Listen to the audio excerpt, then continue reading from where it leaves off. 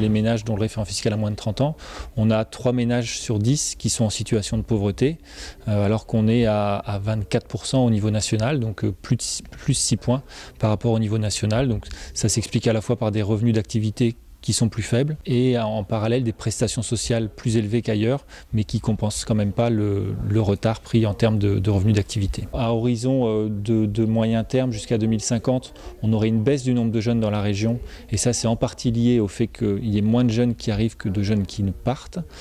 Donc là on a un déficit migratoire plus important qu'ailleurs. Ensuite en termes d'activité et de revenus, là c'est plus compliqué de faire le lien entre attractivité de la région et pauvreté des jeunes. Alors il faut distinguer ce qui se passe dans les agglomérations de ce qui se passe dans le périurbain, autour de Calais, Dunkerque, Boulogne, où les situations des jeunes sont moins difficiles.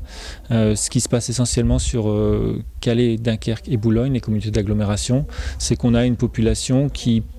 est confronté à des situations familiales plus difficiles, des jeunes qui vivent plus souvent dans des familles monoparentales, qui vivent avec des personnes qui sont moins diplômées, et donc on a une part plus importante de jeunes qui sont en fragilité sociale dans ces communautés d'agglomération. C'est des travaux qui ont duré un peu plus de 2 ans, qui ont associé les services de l'État, le conseil régional, des experts techniques comme les rectorats notamment, et qui visaient à avoir un panorama assez large de la situation des jeunes sur différents aspects démographiques, social, emploi, éducation. L'objectif est vraiment d'essayer